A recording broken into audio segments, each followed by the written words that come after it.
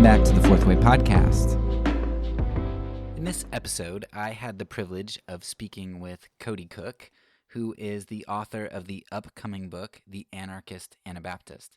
And we get to talk a bit about his book in here. And he's also authored quite a few other books, a couple of which I've read, and two of which I highly recommend, especially in relation to this topic here, anarchism. Not quite as much Anabaptism, but What Belongs to Caesar and Fight the Powers were both really helpful. And what I love about Cody, well, there are a couple things I love about Cody. One thing is that he does keep things pretty simple. If you read his newer book on Christian nationalism, it's not quite as simple. He digs a little bit deeper there. But that's the wonderful thing about Cody, is that he is able to condense a lot of information into succinct packages that are easier to comprehend. And he really he has a lot of humility and really seeks to speak to everybody on all sides of an issue and to have good, respectful dialogue with people. And so I would highly recommend you check out those books, as well as listen to some of the other podcasts that he's put out and the interviews that he's done. Whether you agree with him or not, I think you're going to find that he's always interesting to talk to and listen to, because he's just got a great character and demeanor about him.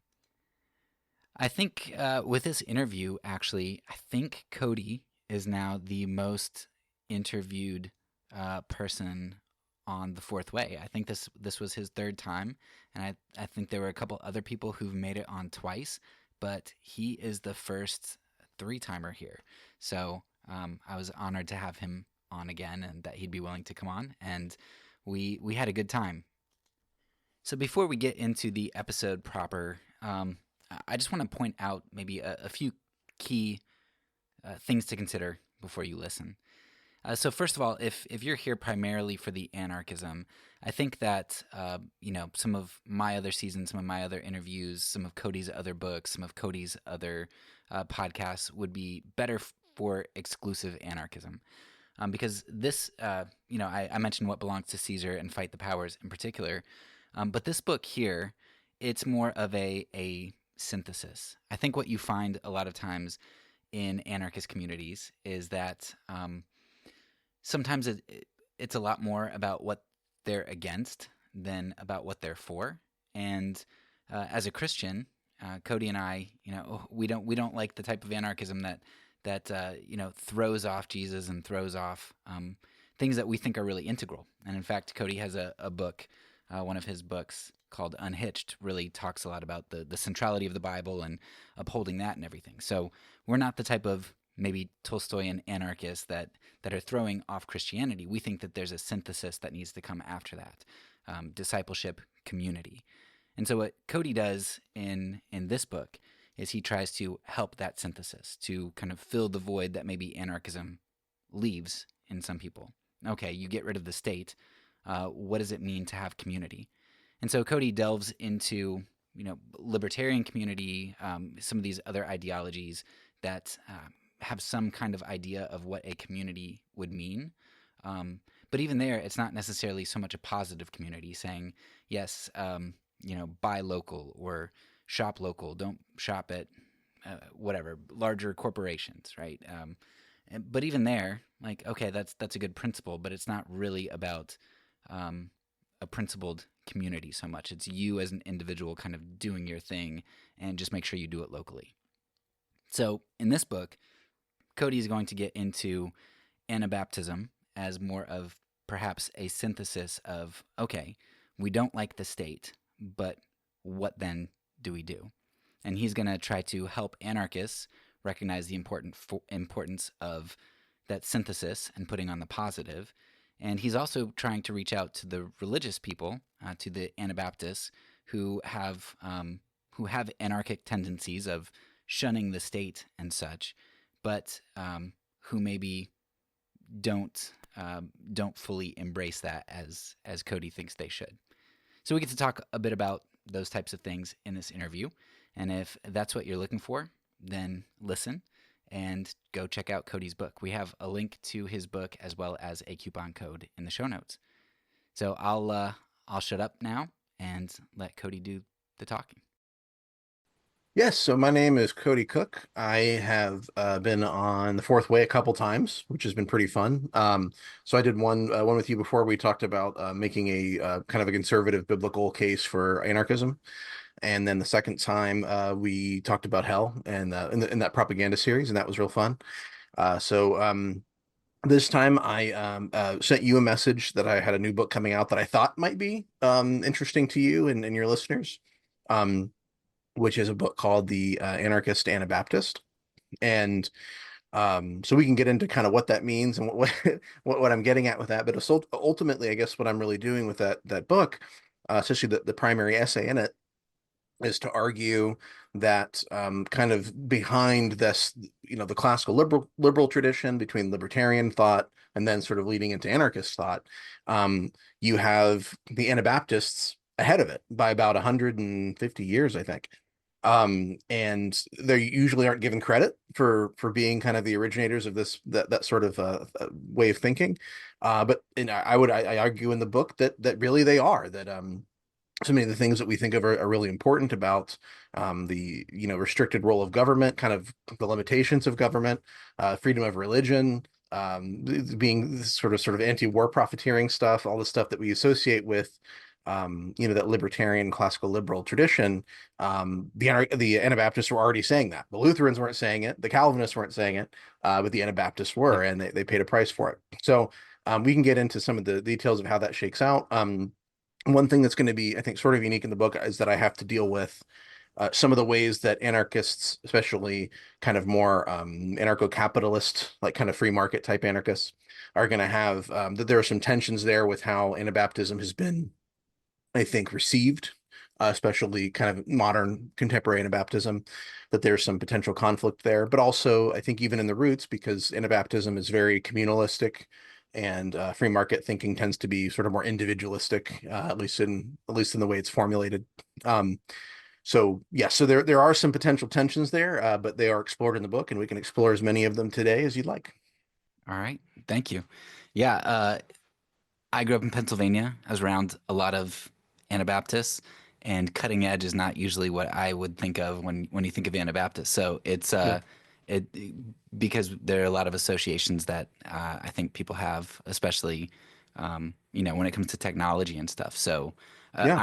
I'm really interested to hear how they were cutting edge in that regard because I think they get dismissed way too easily today.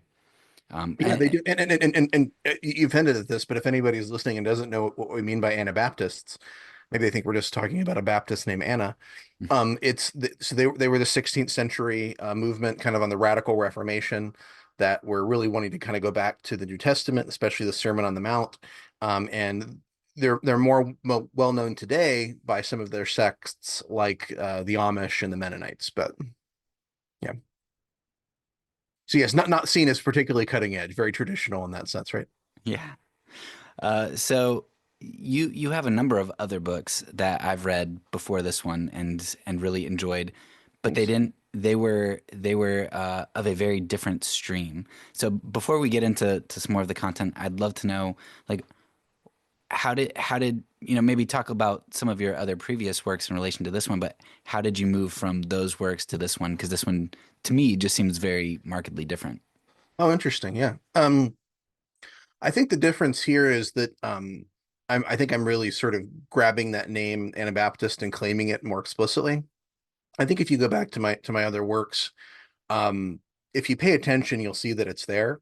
The Anabaptist thought has, I think, really shaped the way I've approached Christianity since I became a Christian and started kind of learning about church history and digging into that stuff. The Anabaptist always caught my attention in a way that no other groups did. Um, but I always kind of like to think of myself as sort of ecumenical. There was a time where I sort of felt, kind of Protestant, but I didn't really like to say the word because I was like, well, I don't want to define myself based on what I don't like. That's what Protestantism is, to protest something. And so I think over time I've sort of said, there's little things could quibble with on, there's things I'd quibble with, like with Menno Simons or some of the kind of broad Anabaptist tradition, things I might not think of that way or disagree with. But the Anabaptist tradition has been is I think is really one that I want to claim for myself because it's one that I think is really at the center of how I approach my faith. Now, that doesn't mean that I'm not willing to learn from Catholics or, Lutherans or, Anglicans or something. Um, but I think it's just sort of about acknowledging that most of a significant amount of my theological debts have to be paid to that Anabaptist tradition. Um, so I think it's maybe more explicit here, but you'll find references to nonviolence and pacifism and things like that, even sort of subtle in some of my other works. And so yeah, we can go from there, but that's maybe I don't know if that answers your question or not. Yeah. No, no, no. And I'm sorry, I don't want to get bogged down in all of this history. I just think I think that your background helps a lot with Hmm. understanding a little bit more about the book. So last question, then we're gonna get to your book. Okay. Um, so for you, because I know for me, as a pacifist and anarchist, even though I would not consider myself Anabaptist, though heavily influenced by them, I know that it was a progression for me, and for me, pacifism came first. So I'd be interested in just hearing, and maybe there were some other issues for you too, but like what came first, the chicken or the egg? And like obviously here, the chicken is pacifism because they're catwords, and the egg is anarchist because they like to throw things. Yeah, as much as I appreciate like the sort of pietist tradition of conversion and stuff like that, um where I am today was not necessarily something that I didn't really get there from like these kind of just single moments, where everything changed. It's kind of been slow. My conversion to Christianity was kind of slow. I had to kind of work it through a little bit. And so there were, I think, maybe pivotal moments if you look back and say, okay, well, here's when maybe I opened up in this way or whatever.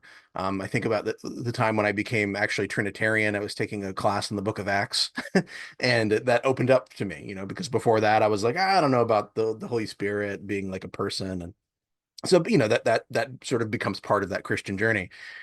As for like kind of pacifism and anarchism, it was the same thing. It was bit by bit for me, and I think both regards. Like, I think I was anti-authoritarian first, but that was kind of there's a little kind of a memoir section of the book where I talk about kind of my journey there. But my anti-authoritarianism was like really not consistently thought out.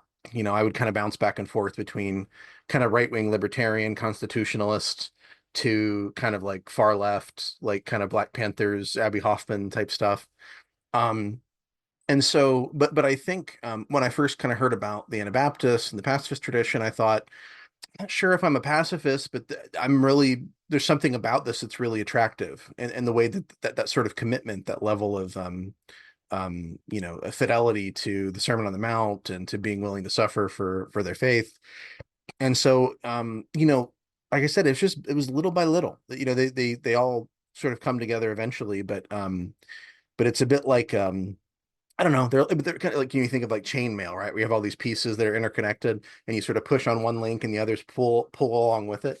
It was a little like that for me. I think it wasn't one thing here and then the next thing comes fully formed. It was bit by bit. How Oh, about you, that's by the cool. way? Yeah, yeah, that's not how my brain works. Okay, so what happened I with go you? piece. Yeah, for me it was pacifism. I mean, um, just recognizing the the 2016 election, and Mm, recognizing just a lack of integrity, and mm, like just people being willing to compromise and be consequentialistic. It threw me back to the Bible, and I was also a deacon at that time, so working with the poor and just seeing our ethic towards towards poverty and such, and not being a fan of that.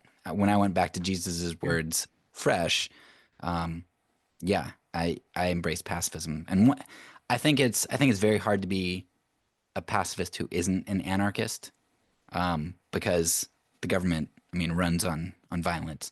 But I think you could be an anarchist without being a pacifist. well, yeah. So I would say, unfortunately, I think that one downside of where contemporary Anabaptism is today is that you have a kind of a progressive Anabaptism that is like anti-violence, like anti-war, but not actually anti-statist. Like, and so I think in some cases that we haven't really been Because I mean, yeah, you could say, well, they're anti-war, so they're pacifists, but like they're okay with the violence of the state. I don't know. There is a connection there, right? I think once you think through them consistently, one is going to shape the other. So, like, did you have like a almost like a conversion to pacifism? Was it like just kind of a moment where everything kind of flipped, or was there a little bit of a process?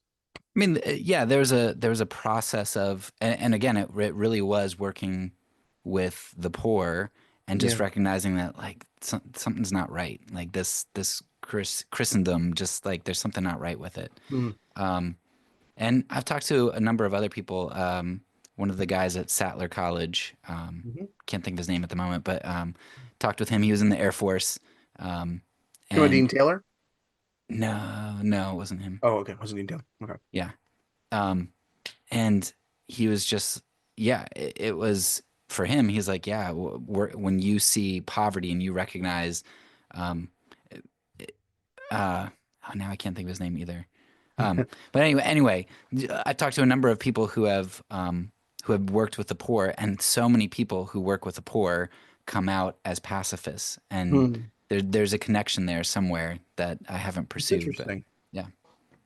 Yeah, you should think about that a little bit more because I'd like to see like an essay or something from you explaining what you think that connection is. That's fascinating. Yeah. Yeah.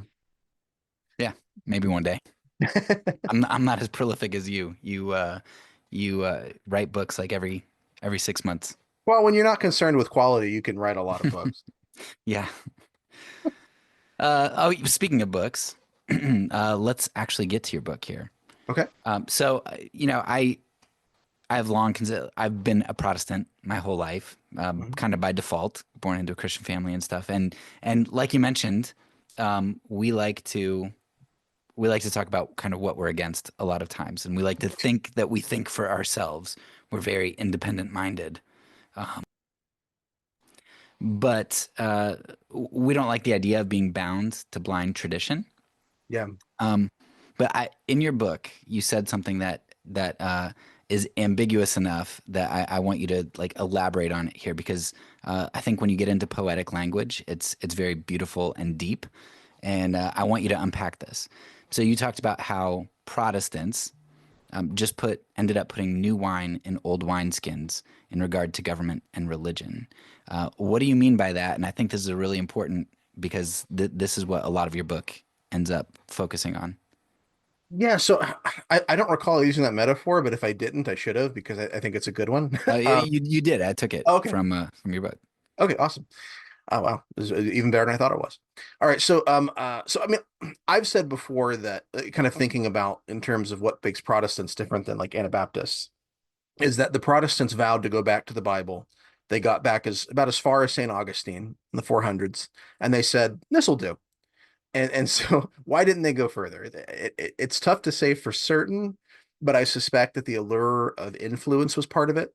So like let's say that you're Martin Luther, you have this conviction that you're willing to die for. At your heresy trial, you say, I neither can nor will retract anything, for it cannot be either safe or honest for a Christian to speak against his conscience. Here I stand, I cannot do otherwise. God help me, amen. Right. And so that sounds like, that emphasis on personal conviction is so important, right? Freedom of conscience, Luther becomes like this, I think, really kind of a symbol of that, being willing to die for your beliefs and being willing to stand up to the state and be an individual. But okay, something happens though. And what happens? He's got these princes, these leaders, these rulers of government, and who, probably for their own self-interest, they're saying, well, we'd like to get out from under the Pope's thumb. We're going to make this territory Protestant. Can your theology protect our power and influence? And so, Luther's kind of faced with this situation, even that maybe, let's say maybe he is willing to die, but he wants his message to spread. He thinks that it's important. And so I think he compromises. I mean, any qualms that he has, I think ultimately kind of go out of the window as he rationalizes that position that he's in. Or maybe he just genuinely believed that only his views deserved toleration, which, you could maybe see at the time that was sort of the way they thought about it, that, well, you tolerate the truth, but you don't have to tolerate lies. Lies should be put down with violence. Um, but so yeah, I mean, after all that stuff about conscience and freedom from unbiblical tradition, I ultimately what happens is they just create a different kind of church state synthesis and it looks a lot like what the Catholic Church had been doing. So there's a sort of claim to go back to the Bible, but they're kind of just doing the same thing. Um, the one difference is I think nationalism becomes kind of a new feature of European politics because of the Protestant Reformation. And so, in that and Luther's anti-Semitism, you can draw a pretty straight line to Hitler, unfortunately. Um, and we can kind of talk about this. So, your background, I'm trying to remember, are you Lutheran or? Yeah, so I grew up like Bible church Baptisty, but been reformed for the last 15 years. Gotcha. So Okay. Presbyterian. Presbyterian. So, yeah. And, with the Reform, the Presbyterians, when we talk about Anabaptism, there's some interesting connections here to think about the way that sort of these dominoes fall, at least for the Anabaptists. To be an Anabaptist means to be a rebaptizer. And so what they basically said was they, well, okay, well, maybe I'll go back just a little bit. So there's a reason that the Protestants all agreed with Roman Catholicism about infant baptism. And there are theological arguments, and I'm not going to, undermine, what value there is to those. But there's also a political argument for it. And the political argument is when you are baptized as an infant, you are baptized into a Christian society. And so who doesn't get baptized into the Christian society? Well, it's Jews who are not really considered citizens. And then suddenly Anabaptists, these people aren't baptizing their babies into their Christian societies because they say, well, there is no such thing as a Christian society. There are Christian people. There are people who have made a commitment to follow Jesus Christ, and baptism becomes like this kind of watershed moment that represents that commitment. And so, babies can't make that decision. And so like there's these kind of dominoes that fall for the Anabaptists where all this stuff is interconnected. They're not just rejecting um, um, infant baptism and theocracy, coincidentally. They put those things together because they have this whole viewpoint about faith, that it is something that's voluntary and it's sincere. And that moves us out of the kind of territory that unfortunately, that the Protestant Reformation and medieval Catholicism had placed us in, and that was considered very radical at the time.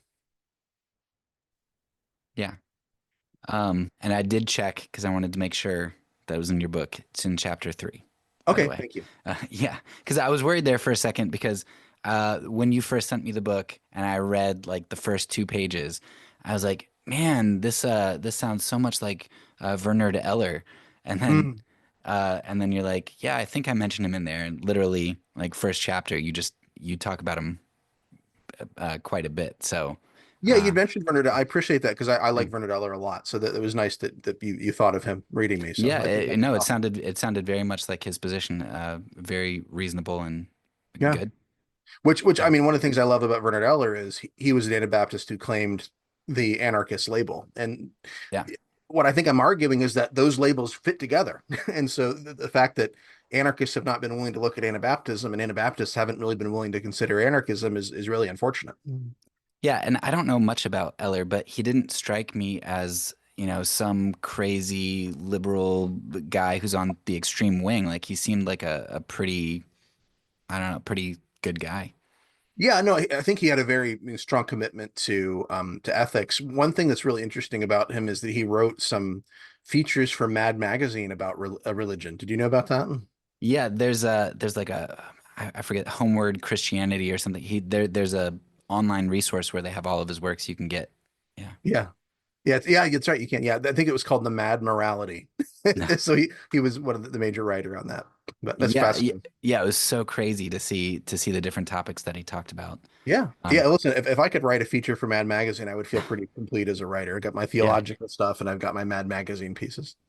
yeah.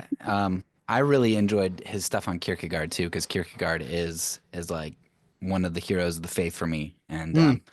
Eller has a really good work on that. Yeah, you mentioned that. I haven't read it yet, but I'll have to add it to my list. Yeah, it's great. Okay, so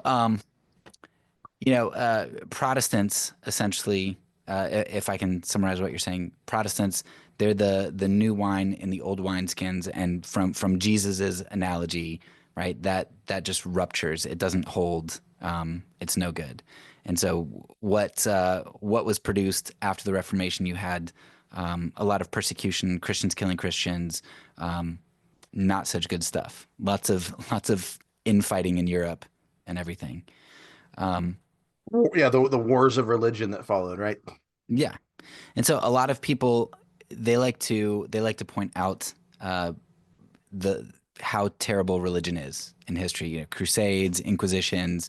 This right here, this new wine breaking out of these old wineskins and just wreaking havoc and 100 years wars and all kinds of things. Religion is the opiate of the masses, right? But I think something that often gets overlooked, which is where you're coming in, right? You're talking about religion and a baptism, right? Saying that this is a love, peaceful religion. But then also you're critiquing government. And I think a lot of times it's easy for people to critique religion and say, look at all the killing that religion did. But they kind of overlook how religious the state is. And I think you point that out in a number of places, but you talk about how the state essentially requires the same thing from us, and you do that by zooming in on this idea of the state as having a sacramentum, which is what it had in Rome. And I think a lot of people would say, well, yeah, but we don't do that today. States aren't really religious today like they were. Can you talk about the state now as religion? You talked about Protestantism and the violence of religion. Now talk about how the state isn't much different. Yeah, well, and I'll start by saying that I mean Anabaptism proves that religion is not the primary factor in this violence. The state is the primary factor in this violence. The belief in the state that we should reject a voluntary faith and a voluntary society because we need to have somebody who's in charge who tells people what to do, and if they don't listen, they need to die or be punished in some way through violence. Um, but I mean, just kind of on the opiate of the masses stuff. I mean, Marxist critique is a legitimate one if you apply it to civil religion. Most religion throughout history has been civil religion, which is to say it's religion that has been integrated with and serves the dominant social order. And so I think, the fairly unique contribution of Christianity to religious thought is that religion might actually fundamentally challenge the values and assumptions of the order of the day. Um, as opposed to sort of just being, one component of what makes a society a society. You look at Rome and the way that they sort of approached religion, if your religion can fit into the Roman Empire and you can still be a, good citizen and obey Caesar, that's fine. But if your religion in any way challenges Caesar, that's a different thing altogether. And so that's, I think, what is unique about Christianity. And I think one example we see is what you mentioned, that the Christian use of the word sacrament or sacramentum in Latin. And I think the first Christian use of that word that we have, at least in writing, is from Tertullian, the third century church father. And he wrote about this, Christians, whether Christians should sign up for the military. And he said, quote, there is no agreement between the divine and the human sacrament, the standard of Christ and the standard of the devil, the camp of light and the camp of darkness. One soul cannot be due to two masters, God and Caesar, right? And so what did he mean by the human sacrament? We know maybe divine sacrament, maybe he's talking about, baptism or communion or something. What's the human sacrament? For us, it's kind of a churchy word, but in ancient Rome, a sacrament was an oath or a vow where a soldier pledges loyalty to the emperor. And Tertullian's use of the word for religious vows like baptism actually grounds his claim that you can't be loyal to Caesar and Jesus at the same time. You can't because a sacrament is an oath, it's a vow. And so, you can't commit yourself wholly to Caesar and also commit yourself wholly to Christ. And so that's what Tertullian gets out of the idea of sacrament.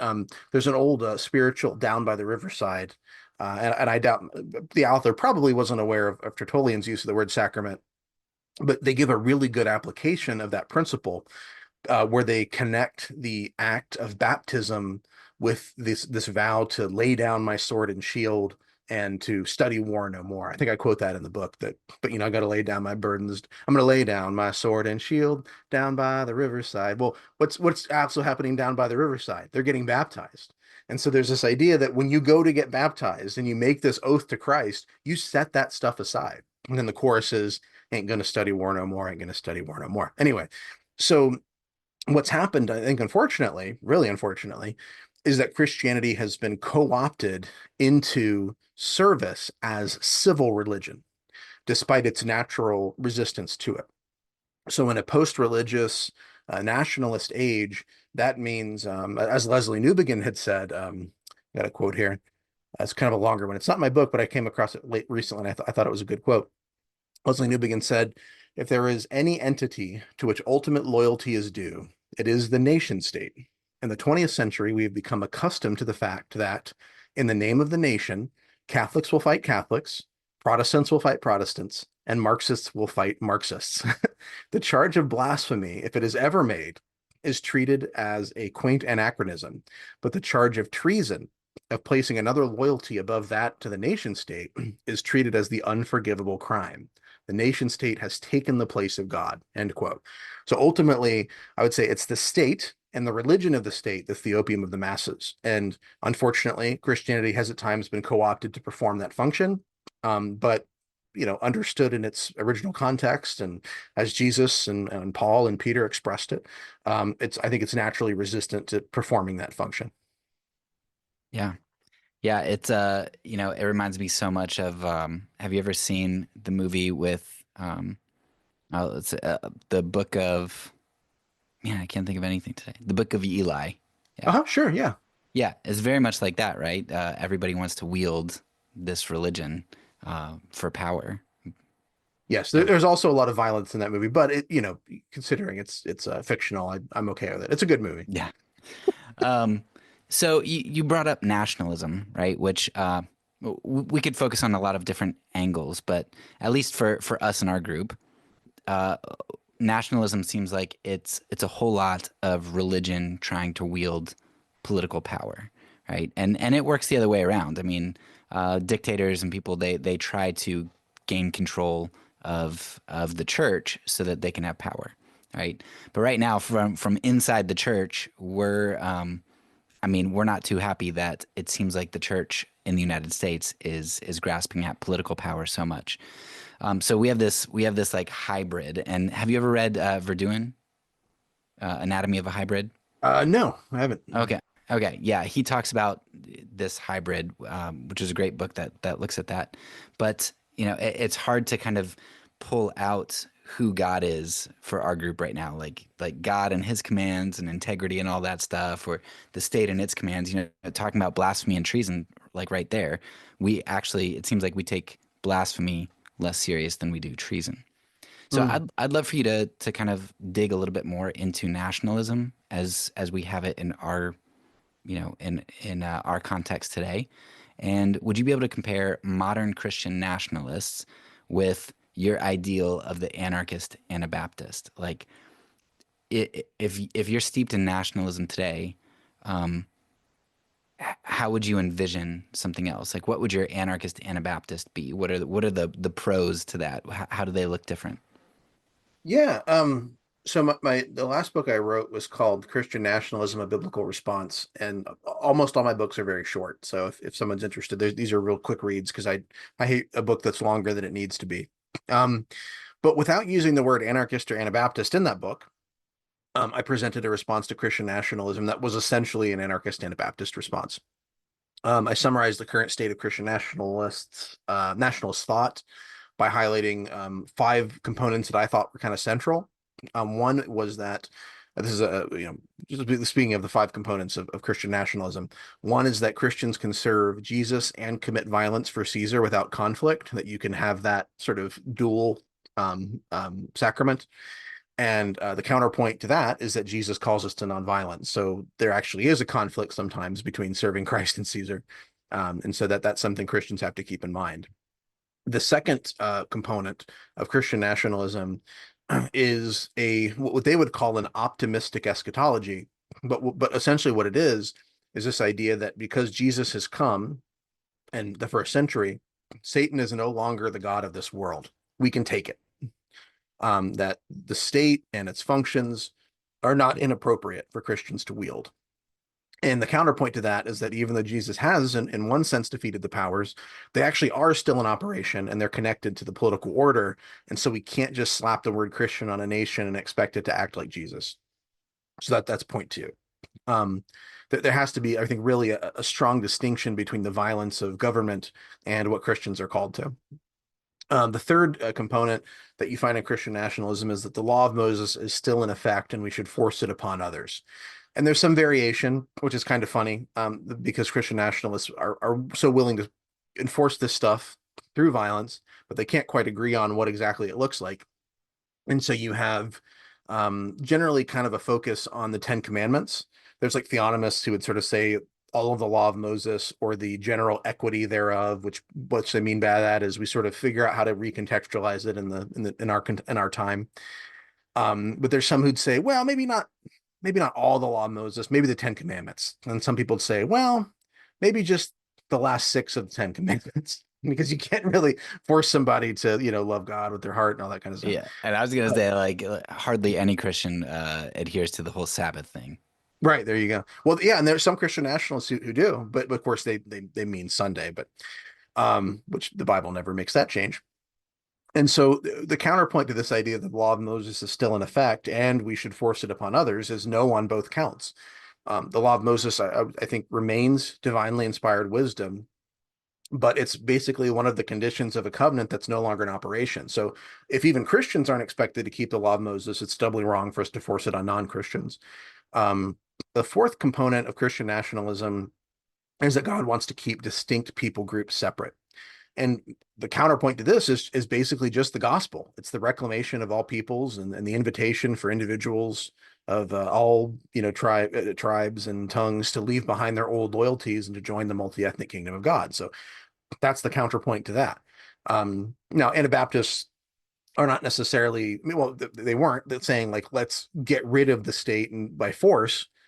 There is kind of a hint that perhaps as the gospel grows and everyone is saved, maybe the state becomes vestigial.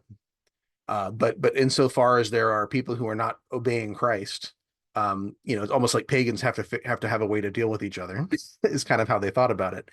But when you think about what the church is not, well, what did Rothbard called the state is like the predation over a territory, right? The predatory principle over a territory.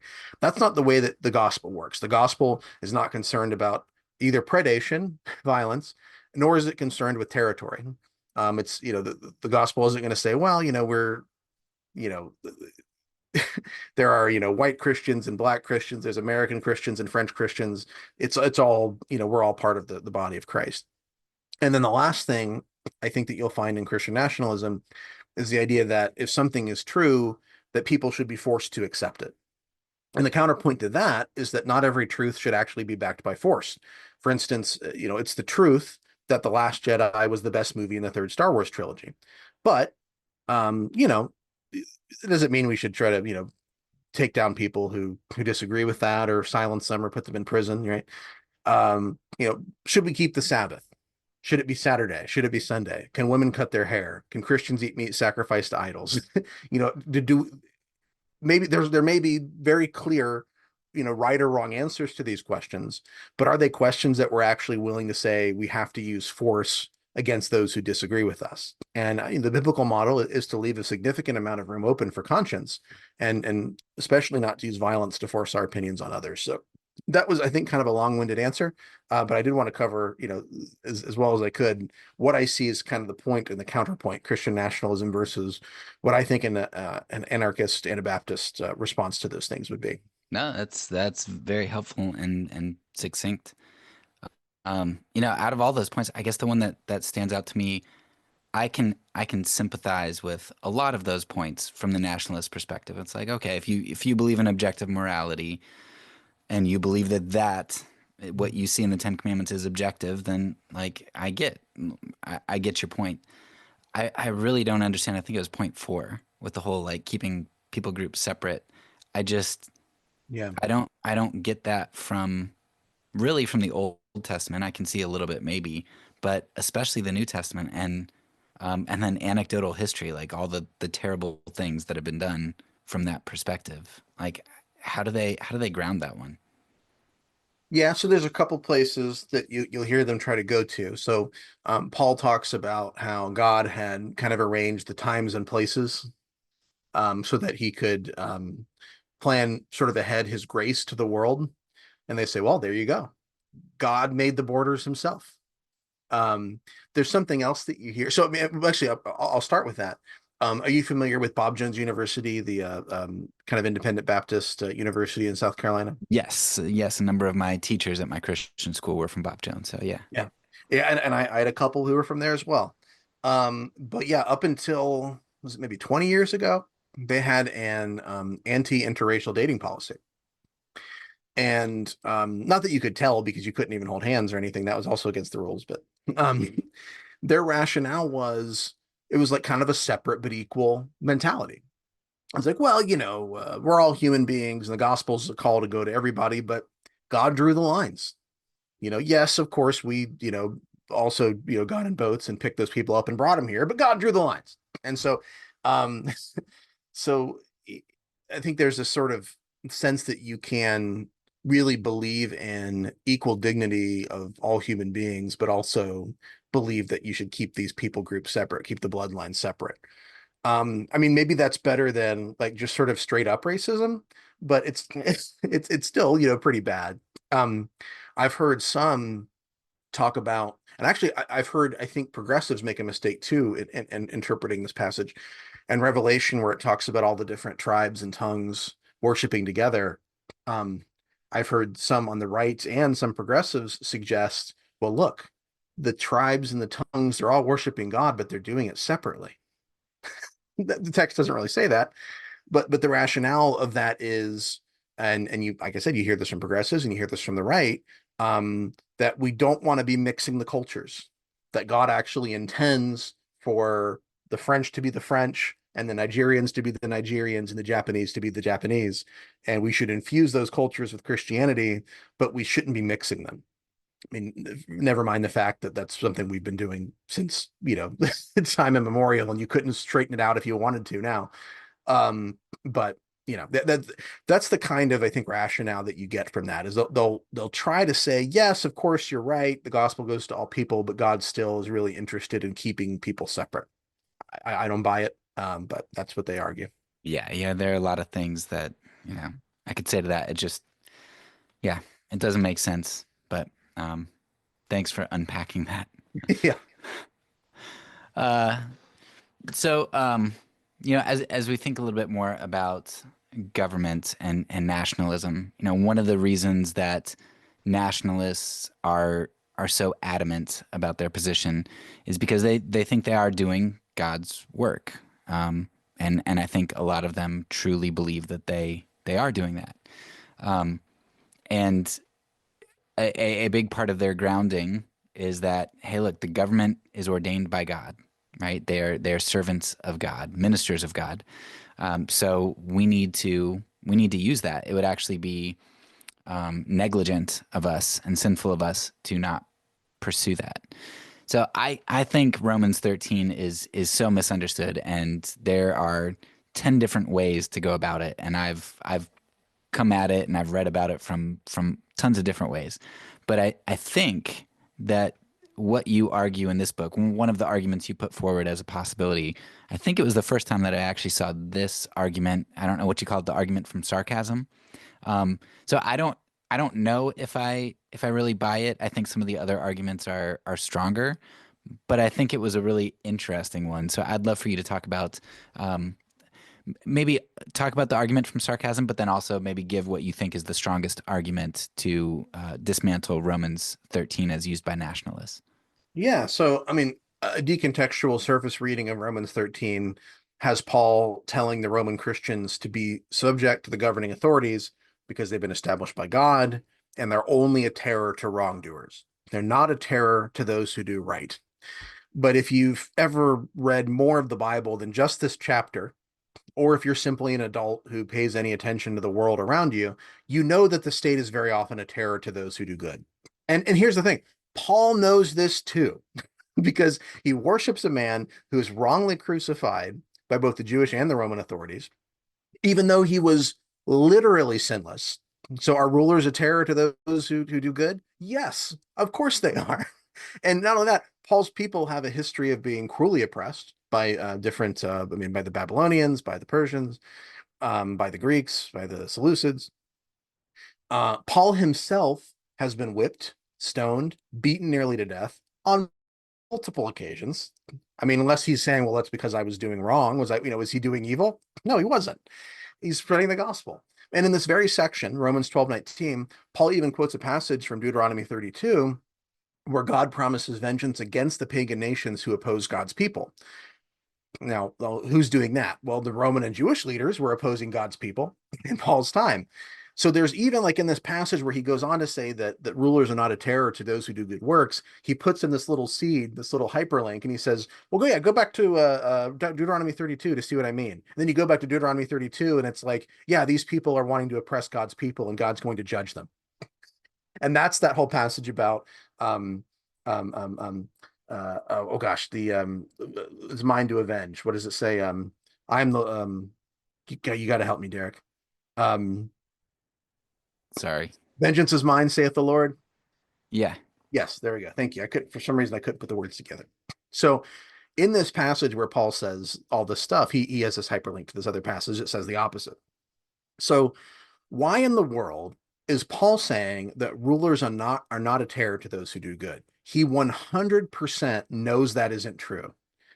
Is Paul lying? Like, what's he doing here? Some have suggested that he's talking about the ideal government, the way government is supposed to work. And I think that could be part of what's going on here. But there's a scholar named T.L. Carter, and he has another proposal that I find persuasive. He argues that Paul is using irony. I think I call it the argument from sarcasm. You're right, but T.L. Carter, he's a little bit more subtle. He calls it the irony, the argument of irony. And so, in describing the state in its ideal form as it presents itself, there's a contrast that's created between the reality and the ideal that's so ridiculously comical that Paul's hearers will know that he's kind of being sarcastic. So if Paul says the state does this, and everybody knows that they don't do that, Paul's not BSing them. He's not lying. So I think Carter argues he's using irony. There's also something else that's happening here, which is if the letter is to get into the hands of authorities, they're going to read that and they're going to think Paul's being sincere, and they're going to see Christianity as not subversive. And so while it's true that Christianity didn't pose a violent threat to the empire, they sought to live peaceably with all men, to obey the laws whenever possible. It's not true that they saw the state the way that Rome demanded that they do, which is that they're only doing good all the time. They had one Lord Jesus, and he would vindicate them against their enemies. That is what Paul is saying when he goes back to Deuteronomy 32 there in his passage in Romans 12:19. So um, that's kind of my basic pitch for the argument from irony, is that if we all agree that what Paul is saying is not strictly true, then we have to figure out what he is doing. So if you follow the argument from irony that Paul is being ironic there, Mhm. how do you make sense of like his commands, whatever, pay taxes or to give what is due them? Because it sounds like is he then saying, well, no, don't give what is due them? Like, does he break off of the sarcasm there? No, I don't think so. I mean, I think if you were to ask Paul, should we pay taxes, he would say yes, and I think he would give the same argument for why that Jesus gave. If you remember the story about the coin that was in the fish's mouth, Jesus says, well, essentially the system is corrupt. Nevertheless, in order to avoid offense, let's pay it. I think that's ultimately what Paul would say is what Jesus has said there. So I think that Paul actually agrees that I think Paul is saying that you should pay taxes. I think the other part of the irony thing is, and so like I said, you can there's two ways to look at this. One is Paul is talking about the ideal government, and Paul is being sarcastic, and those aren't necessarily mutually exclusive. I mean, I think Paul does believe that there is, um, you know, it gets a little bit complicated, I guess, but I think Paul does actually believe that um, governance is necessary for pagans to keep each other in line. the way that the Anabaptists looked at this kind of stuff is they said, well, the state, the sword, that's outside of the perfection of Christ. So what made Anabaptists interesting and unique was that they practiced nonviolent correction. So they had, the band, they had discipline, church discipline, but it was always nonviolent. And they said, well, that works for people who are filled with the Holy Spirit. That works for Christians and people who are in union with Christ. It does not work for pagans. Pagans are going to have to use violence against each other. And I think, Paul ultimately thinks that's probably true. I don't think that Paul would deny that. Um, so yeah, it's I understand what you're saying, that there's does the irony sort of continue all the way through? I think even if you don't take the irony view, if you don't, I think you said you don't really see it as maybe the most probable reading there. Would you say that it's like maybe the ideal government ideas is what he's getting at, or what do you think he's doing there? Um, yeah, so I it's not that I don't necessarily think that the irony argument is bad. I just haven't mulled it over enough. I mean, it was very Well, new. you can say it's bad if you think Yeah. it's bad. I'm Well, just like no, I'm no, I wondering how don't you. because Paul uses hyperbole and some other things at other places like that help to make a lot of sense of some of the things he says elsewhere. Um, so I think it would be par for the course for Paul to do that kind of thing. I just I just haven't thought about it enough through. I I think I think Romans 12 is just a huge aspect of it Right. for me. So if you view it holistically and just see he's telling Christians what to do, they're living in a world where the state exists, and okay, just like live peaceably, whatever, as best you can. Um, and then right after the state, he says, love one another. Like, so love each other in all these ways, even love your enemies, don't do violence. This is what the state does. They do that kind of thing, right? But you try not to have them terrorize you. All right, just go love each other. Um, Yeah, no, and there could be this kind of idea, like, because I think Peter says something about this too, where he says, if you're doing everything right, you'll be left alone. And he's like, but maybe you won't. He's yeah, like, but nevertheless, still try to do everything right and keep, keep a high reputation among all. There is this thing. I mean, it's Romans 12 and 13 is so complicated because there's a lot of threads running through it. And so, like, yeah, if you start back at 12, you have Paul saying, don't repay anyone evil for evil, do what's right in everyone's eyes. He quotes this passage in Deuteronomy 32, which is about God judging those pagans who are sitting in judgment on Israel. And so, like, okay, so is that part of what Paul's saying? Is Paul saying that the Christians are under persecution from Rome, from the rulers, and that he's kind of putting in a subtle hint that God actually is going to take care of that? Well, like, that's possible. But then there's that whole thing about the vengeance, right? So he says it's mine to avenge in chapter 12. And so you don't avenge, God will avenge. Then you get to 13 and he says, well, the magistrate is an avenger.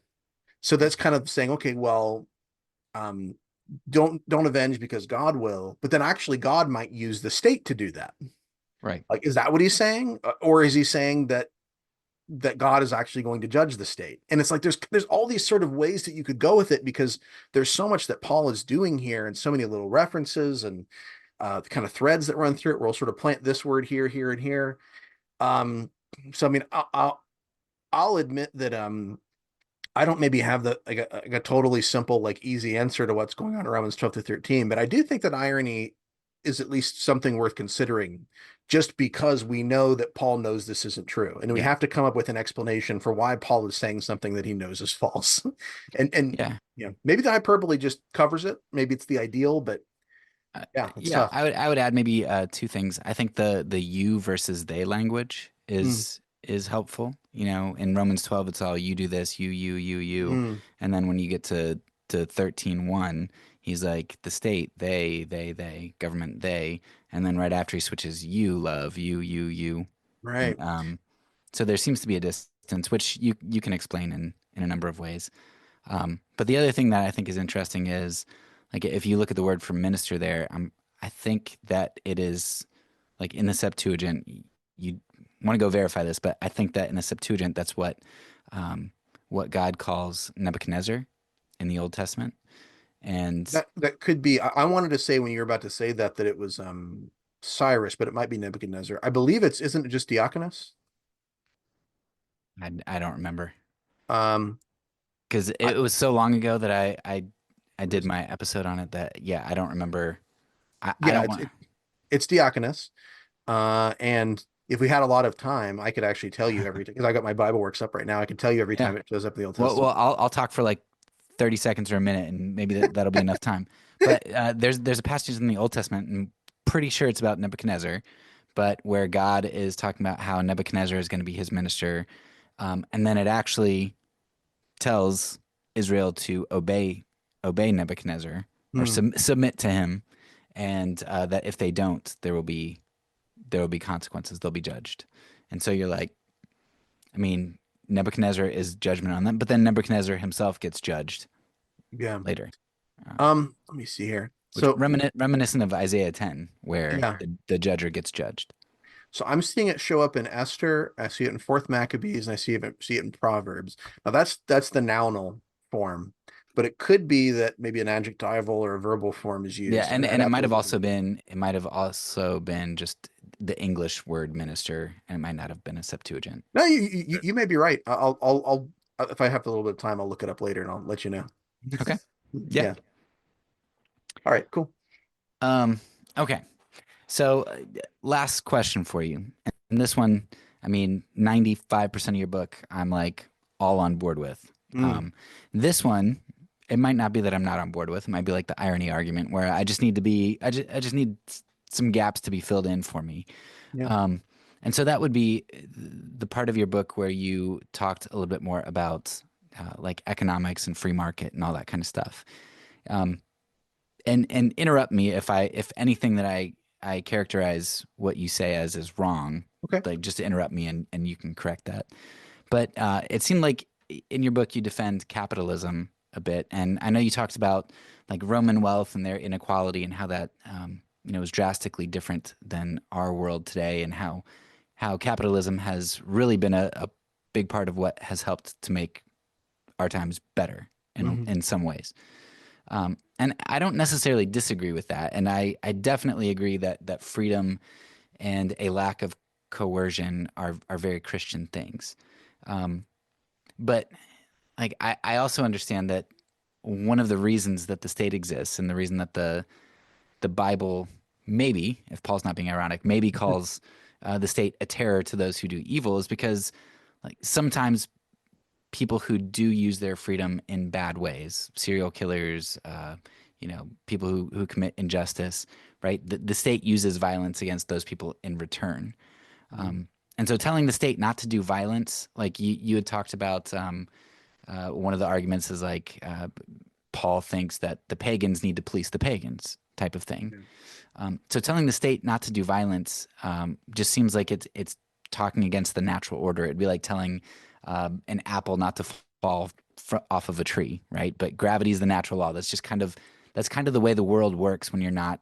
Um, it's just the way the world works. Like violence is the way that the world works when you're not living under the kingdom of God.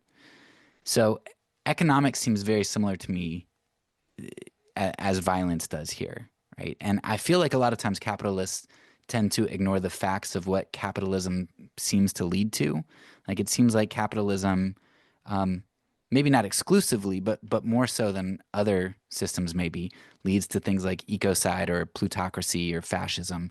Again, maybe not more than other systems, but as much as, at least to really terrible things. Um, and like we can point to Mao and we can point to Stalin. Yes, they do terrible things too. But I guess like as a Christian, um, it seems like I would critique both. I'm not like when if I live in a socialistic government, I'm going to critique that because of their indulgences. But in a Mhm. capitalistic one, it seems like it leads to just as bad of things. So I guess to make a long question short, why do you feel the need to defend capitalism so much when it seems like it leads to excesses and you're speaking into the void against a system that is trying uh, like against socialism and other systems which are now trying to correct the extravagance of a pendulum that swung too far. Yeah. I mean, so there's so much I could say here. I'll start with something simple that maybe we'll come back to, which is that indulgence is not the same as aggression.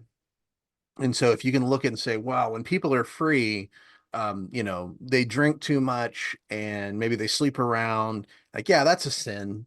But like, what's this, what's the alternative to dealing with that problem? It's like, well, you can try to persuade them not to, or you can say, I'm going to use force and we're going to punish the adulterers and we're going to punish the homosexuals and we're going to punish the alcoholics, So it's like, what Lysander Spooner, I think he's a anarchist in the 19th century.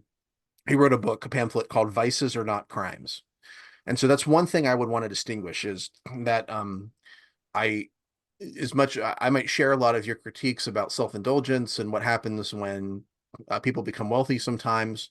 But I also would strongly distinguish between a vice and a crime, between indulgence and aggression. Um, but I think maybe even more than that, if we're so uh, I've been thinking about this. I was just asked by Preston Sprinkle for his podcast because he had kind of some questions about this, about how capitalism and but which I'm defining as free markets. I'm not, when I talk about capitalism, I'm not talking about the union of state and corporations. That's corporatism. Capitalism is free markets. Um, but Sprinkle said, doesn't that sort of take away what the church is supposed to do? If everybody sort of has what they need and more so, the church isn't going to provide those things. And I thought, I don't know what I should have said. I think we got onto something else was, yeah, that's true, but we're still gonna, like, the church is still needed. I mean, but like, would you say, like, I want my neighbors to starve so that I can give them a biscuit? like like in the name of Christ. It's like, I mean, no, I mean, I think we can still offer them some good news even without having to starve them first, right? And so how do we build that kind of society? And the Catholic anarchist Dorothy Day once said, everybody wants a revolution, but nobody wants to do the dishes. And what I get from that is that the ideal society that we want to create, I think, that Christians want to create, um, actually, I'll start over. The ideal society that we as Christians would like to see is one that requires a level of selflessness and generosity that few people are actually willing to give of themselves. The best society, therefore, is not the one with the highest ideals. It's a society that can deliver the most benefits, even when nobody wants to do the dishes. So, what kind of society is that? It's a society that can meet the needs and even wants of the most amount of people without violence and without expecting everyone to be a saint. And that is a free market society. And I don't think you can really dispute that. So, the world economy stayed largely stagnant for thousands of years, but since 1820, it's grown more than 100-fold. We've obliterated extreme poverty. We've more or less gotten rid of famine. We've shrunk the number of wars even. We've significantly reduced violent crime. And what caused that? It wasn't people following Basil of Caesarea's scolding exhortation that the extra shirt that you have in your closet was stolen from the poor. As much as I like Basil and appreciate what he's trying to do there, it wasn't the communist egalitarian notion that everyone should have the same amount of wealth. It was capitalism. Capitalism has been the greatest program for creating jobs, prosperity, health, wealth, right? And peace that humans have devised. And I think that is good news. Western Christians shouldn't go around feeling guilty because we live in a country where we can have two or more shirts. I mean, if you only want to have one shirt, then, that's wonderful. That's between you and God. But we should thank God that there's enough freedom where we live that not just us, but our neighbors actually can have more access to transportation, medicine, food, technology, clothing, more of that than a fourth century nobleman could have dreamed of. The kind of, I mean, what Basil Caesarea is correcting there.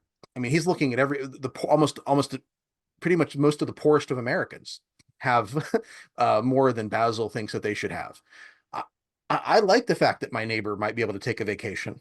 I think that that's a good thing. I would like for all of my neighbors to be able, everybody in my community, everybody in my state, everybody in my country, everybody in my world, to be able to have enough food and a place to, a place to live that keeps them out of the rain and the cold. And I don't think that that's, a bad thing to want. That, that fourth century nobleman that Basil was critiquing, he did it by stealing the wealth of the poor, and by stealing men and women to be slaves. He did it by his connections with the state and by taxing people and taking it for himself. Um, we can do it without having to hurt, enslave, or steal from a single person. And so, and what's interesting is, you know, that a lot of that is done without generosity. But that's not to put down generosity. Christians are called to generosity whether we live in a rich country or a poor country. I think we should be interrogating our lives and our checkbooks to see if we're living for now or if we're investing in a future kingdom. Uh, and just to be very personal, I struggle to pay all my bills, but I still worry. I think, I should be giving more. I got to come up with a better plan. So I'm maybe, getting the kids McDonald's less and being able to, that, but I think that's a good thing to be able to think about. I may have all these things that other people haven't had throughout life, but I think we need to be thinking about what it means. Do we have too many shirts in our closet? And I think that's very personal. What I don't want to see is somebody from the state who says, I don't want to see Basil of Caesarea with a sword coming from house to house and saying, you've got too many coats, you've got too many shirts. And I think that's what we're suggesting if we're opposed to free markets. We're saying that, because some people are going to have too much, we have to take it from them. Now, if they have too much because they stole it, if they have too much because they're oppressing somebody, that's one thing. If they have too much because, they have a good job and whatever, I mean, you can critique, you can tell them that they're in sin and rebuke them if you want, but I don't think what you can do is use violence against them. And so that's where my kind of, free market anarchism comes in. But now, okay, what do we do about the people who pollute, the corporations who buy Congress people so that they can use the force of government to harm competition, to avoid justice for themselves? Well, I'd say these are aggressive acts. These are antithetical to a libertarian society. They're anti-free market. They're coercive and they're counterproductive for the same reason that socialism is. And that's because they're an unhealthy amalgamation of markets in the state. And libertarians don't support corporate handouts. They respect the rights of individuals to not be polluted. Capitalism, once again, is not corporatism. That's not the joining of corporations in the state. It's that freedom to buy and sell with people that you want to, so long as you're not hurting each other. It's about it's what I like, voluntarism. So insofar that we have government, whatever we think that should look like ultimately, I think really what the early Anabaptists would say, and what libertarian anarchists also say, is that the role of governance is to protect individuals from aggression, which would include things like excessive pollution. And so there are some quotes I have in the book from Menno Simons, from Hutter, that I think give some. I'll quote one now from Hutter where he talks. He gives this sort of warning to government magistrates. He says, woe, we say to you, who fear more that frail and mortal man than the living, omnipotent, and eternal God, and chase from you suddenly and inhumanely the children of God, the afflicted widow, the desolate orphan, and scatter them abroad. Great slaughter, much misery and anguish, sorrow and adversity, yea, everlasting groaning, pain, and torment are daily appointed you. And the Most High will lift his hand against you now and eternally.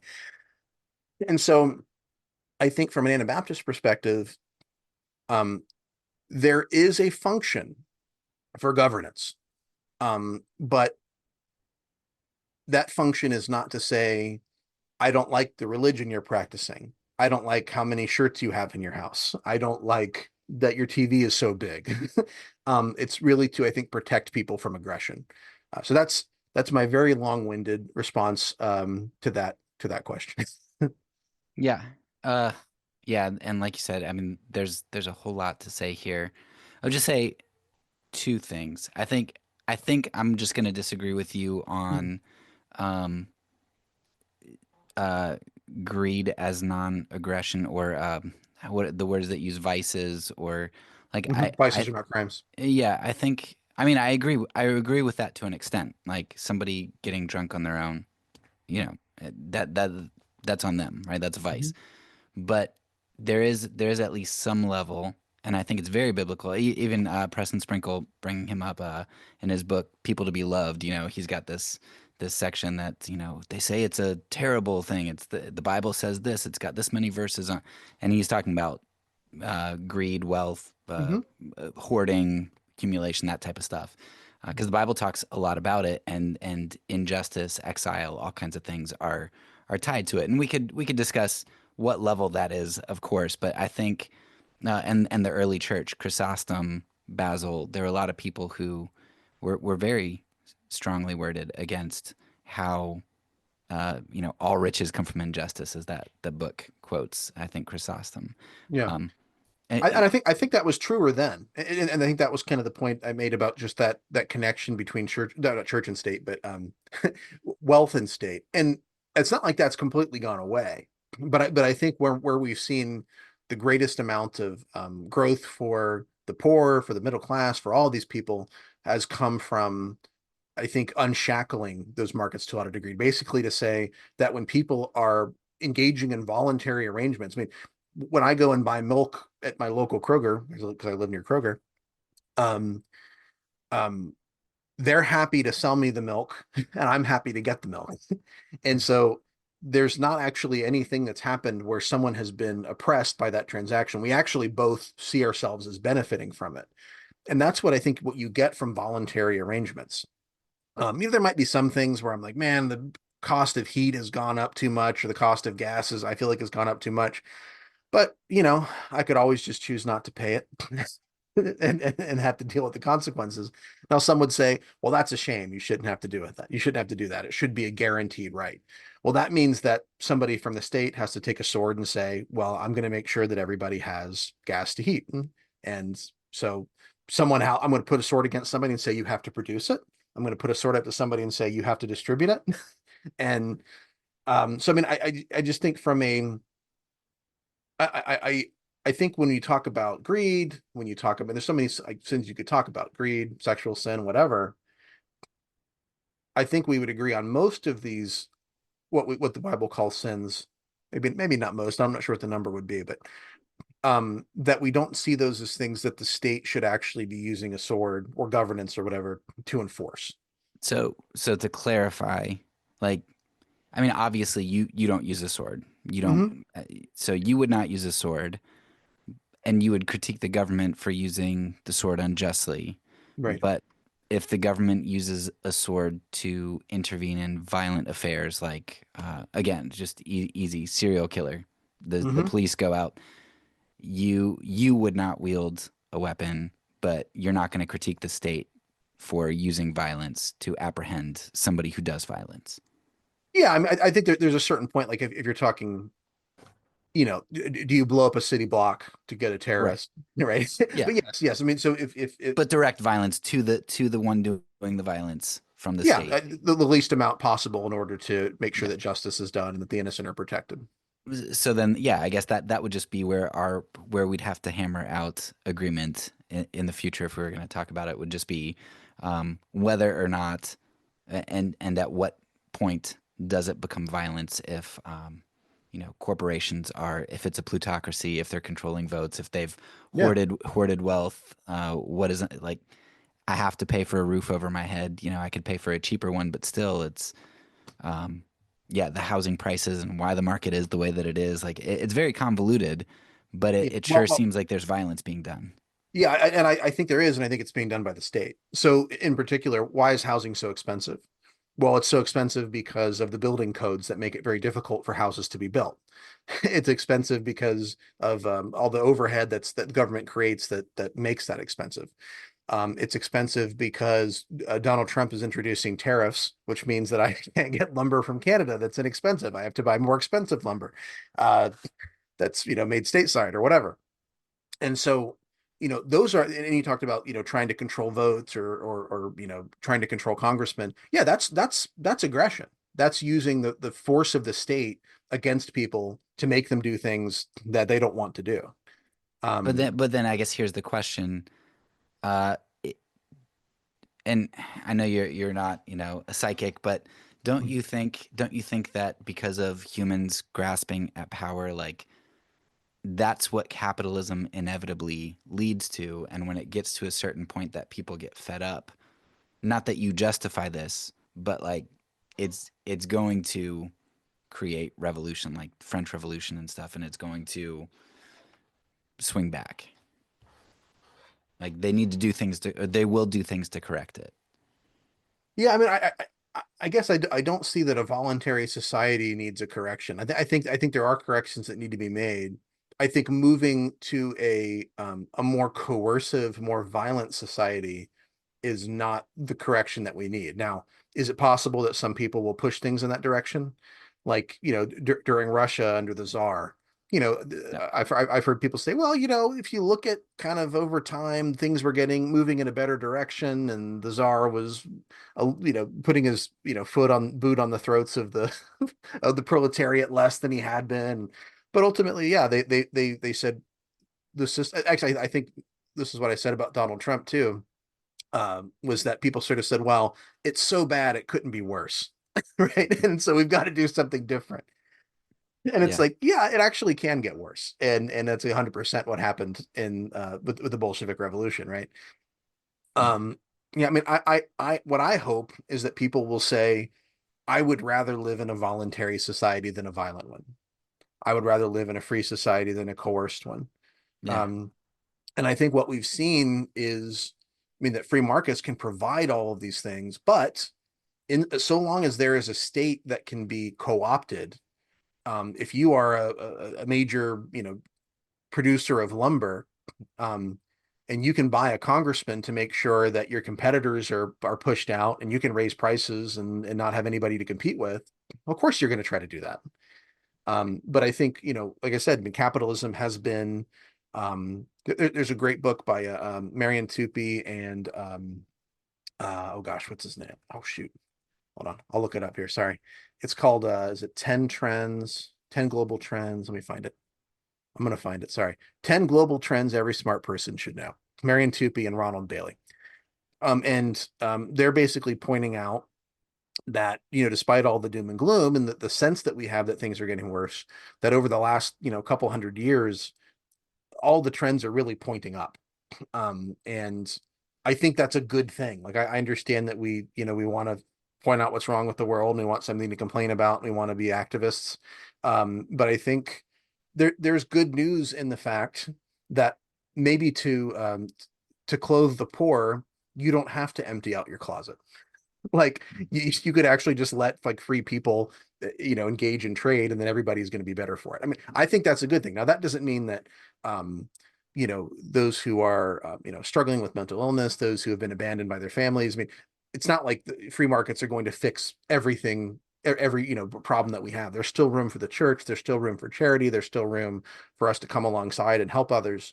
Um, but I mean, to me, it's kind of nice to think that the heavy lifting can be done, not by everybody having to do the dishes for the revolution, but by just free people Mm. trying to feed their families and take care of their kids, and somehow everybody does better. I think that's a great thing. Yeah. Yeah, I guess maybe you're just more optimistic than me because I totally agree with that.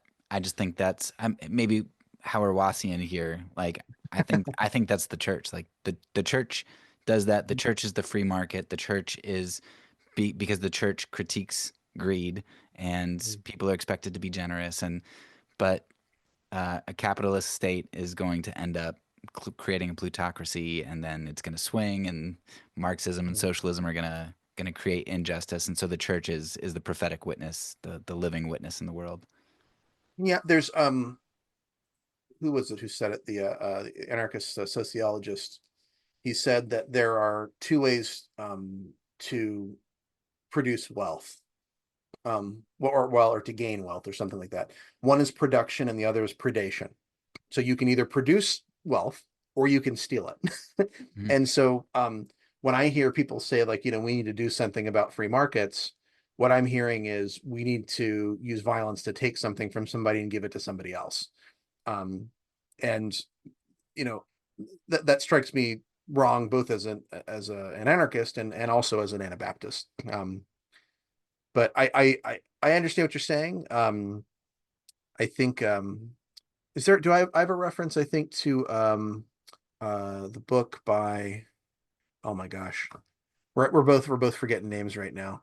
Um the Brethren in Christ, theologian who wrote the book about poverty and Oh yeah, cider. Yeah, Church of the Brethren. Sorry, yeah, Ron Sider. I referenced that his book. I'm going to find it here. Sorry, Consider is coming up all over the place, but not Ron Sider. Rich Christians in an Age of Hunger, and um, how much he was. I think he still was really pushing for a more progressive approach to markets and to regulation of markets. But there were so many changes from the 1977 edition to the 1997 edition because he backtracked considerably, though not totally, on his initial criticisms of free market capitalism, because he'd actually become increasingly aware of its capacity to improve the lot of those whom Jesus called the least of these. I think that's a good thing. And I do think obviously the church still has responsibilities. There are things that the church can do that nobody else can do. But I would not say if there's a way that we can, without having to lift a finger, really, I mean, I'm sort of exaggerating a little bit, but that all of our poor neighbors could be better off. Like, would we want to do that? Like, I think I'd want to do that. Yeah. And so that's essentially the argument. But I don't want to overstate, because I think we've kind of made our cases back and forth, and I don't want to bore people with it. But that's essentially where I would come down on. Yeah. Well, awesome. Well, that was actually that was the last question I had for you. Okay. So I'd love for you. I think you have like a coupon code and something. Anything to plug? Yeah, so the main book is The Anarchist Anabaptist. That's mostly what we've been kind of talking about today. And depending on when somebody listens to this, it could be still into pre-order on Kindle and on paperback. Kindle, of course, you order from Amazon, but there's a pre-order for paperback at libertarianchristians.com. You can also find all that info, links to buy, also other interviews. I'll post this one once it's live, and that's at anarchistanabaptist.com. And if you ordered that paperback from libertarianchristians.com, you can put in the coupon code anarchist25 at checkout and get 25% off. So people who are interested in the book can do that. I've got another book coming out sometime this year from Whitfenstock that's like a concise Anabaptist systematic theology called the Pocket Anabaptist. I don't have a coupon code for that. You can't pre-order it yet, but it is coming out at some point. And that is true. It is concise. Like you don't use that word lightly. Your books are very good at getting to the point, and you can get through a book without feeling overwhelmed. So I'm glad to hear that. Thank you. Yeah. I've heard some people who say they're afraid, there's people I know at church or whatever who say, I'm afraid I wouldn't be able to understand your books. But when I have somebody read it and say, oh yeah, this was a breeze, that makes me feel really good about it. Yeah. Of course, there's always a trade-off, but if you want more, you can always go get more. That's true. So. Well, and I feel like if occasionally you have to Google a word, that's not that big of a deal. Like if you're having to do that constantly, or you can't like follow the flow of the sentence, that's a problem. But yeah, there's nothing wrong with occasionally having to look up a word. I feel like that's reasonable. Yeah, you got to learn something. Yeah. All right. Well, thanks again for taking your Friday night to do this. Well, thank you, Derek, because like I said, I came to you with this, and you took your Friday night to make time to talk to me. So I really appreciate it. All right. Yeah. Have a great night. You too. That's all for now. So peace, and because I'm a pacifist, when I say it, I mean it.